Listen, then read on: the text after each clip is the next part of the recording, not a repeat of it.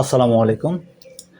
আমরা এখন দেখব যে আমরা কোম্পানির সাথে ব্যবসা করার ক্ষেত্রে কোম্পানির ড্যামেজ আমাদের উত্তোলন করতে হয়। সেই ড্যামেজ আ আবার কোম্পানিতে পাঠাই। সেখান থেকে আবার কোম্পানি সেই ড্যামেজের বিপরীতে আমাদেরকে রিফান্ড করে টাকা দেয়। বা আমাদের কোডে টাকা জমা হয় কোম্পানির কোডে।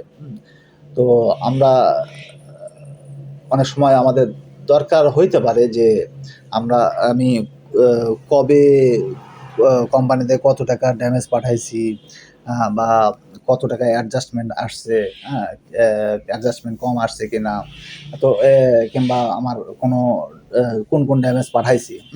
তো এই ড্যামেজগুলো পাঠানোর ক্ষেত্রে কিংবা এই ড্যামেজ সাসপেন্স যেটা, এই ড্যামেজ সাসপেন্সের আমার অনেক সময় দরকার লাগতে পারে যে ১ বছরে আমি কি পরিমাণ ড্যামেজ পাঠাইছি, কবে পাঠাইছি, কত টাকা অ্যাডজাস্টমেন্ট আসছে, কত টাকা ড্যামেজ পাঠাইছি। এটা দেখার প্রয়োজন হইতে পারে মাঝে, অনেক সময় হইতেই পারে। তো এইজন্য আমরা আমাদের সফটওয়্যারে এই ব্যবস্থাটা আছে, যে আপনি দেখতে পারবেন।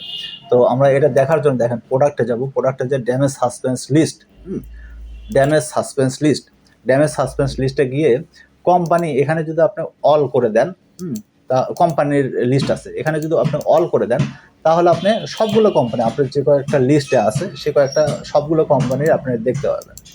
আর যদি একটা স্পেসিফিক কোম্পানি দেখতে চান তাহলে সেই স্পেসিফিক কোম্পানিটা সিলেক্ট করবেন। সিলেক্ট করে এখানে দেখেন ফর্ম ডেট, মানে কত তারিখ থেকে আর কত তারিখ পর্যন্ত। এটা কিন্তু ড্যামেজের ডেটটা দেখাচ্ছে, যে ড্যামেজ আপনি যেদিনকে পাঠাইছেন সেটার ডেট দেখাচ্ছে। কত তারিখ থেকে কত তারিখ পর্যন্ত আপনি দেখতে যাচ্ছেন। আমি ধরি যে এই মাসে আমি অল কোম্পানি দিলাম।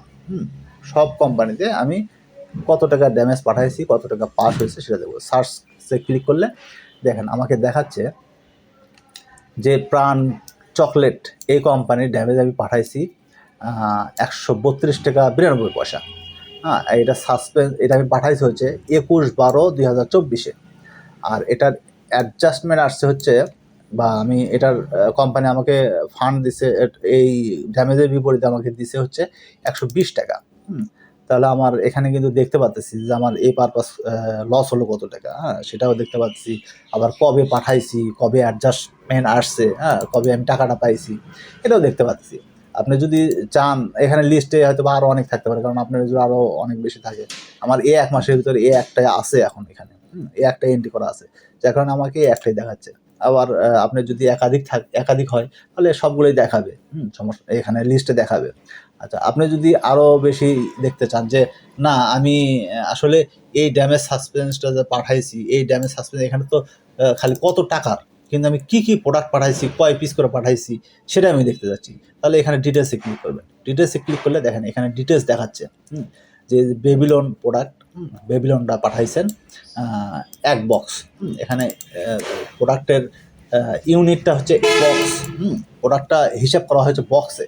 একটা বক্সের ভিতরে হয়তো বা অনেক পিস থাকে, কিন্তু বক্সে আপনার বিক্রি করা হয়, কারণ ডিলারশিপ ব্যবসা তো আসলে পাইকারি বিক্রি করা হয়।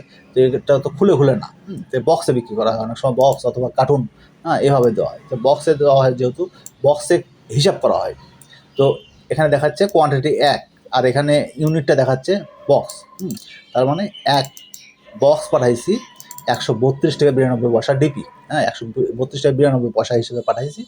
বা এখানে এই ১৩২ টাকা ডিপি যেটা দেখাচ্ছে, এটা কিন্তু আসলে কোম্পানির সাথে মিলবে না হয়তো বা। কারণ কি, আপনি যদি একাধিক রেটে প্রোডাক্ট কেনেন, সাপোজ কোম্পানির তো এটা স্বাভাবিক একটা ধরন যে আজকে এক রেট, কালকে আরেক রেট।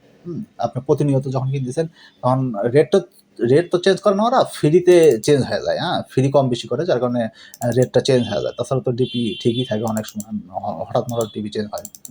তো এই ফ্রির কারণে ডিপিটা চেঞ্জ হয়ে যায়। আপনারা যদি ফ্রি কাউন্ট না করেন, ফ্রি যদি এসআরের ভিতরে রাখেন তাহলে তো ডিপি চেঞ্জ হবে না।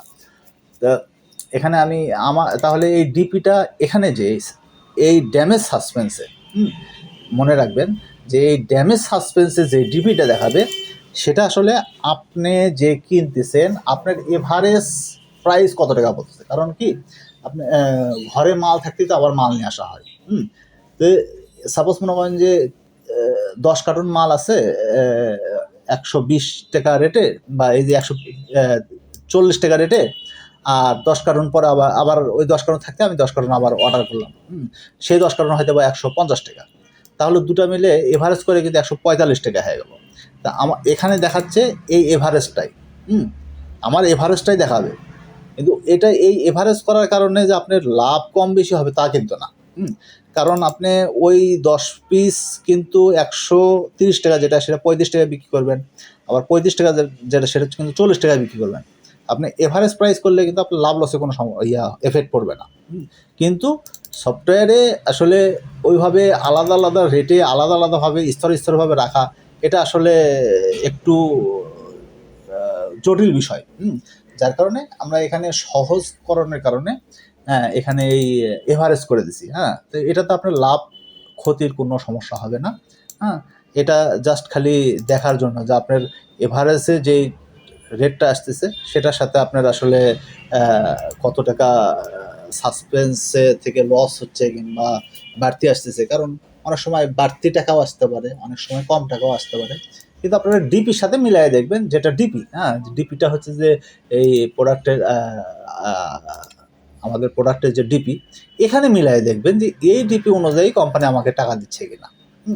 তাহলে বুঝতে পারবেন যে হ্যাঁ ঠিক আছে, আমার লস হচ্ছে কি না লাভ হচ্ছে।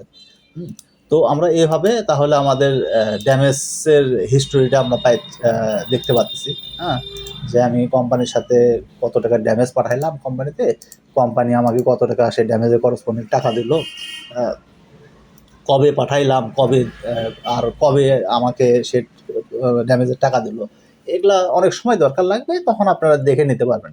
যার কারণ এই হয়তো বা সবার লাগবে না, 2-1 জনের লাগলেও সিস্টেমে রাখতে হয়, এই কারণে আমাদের এখানে রাখা।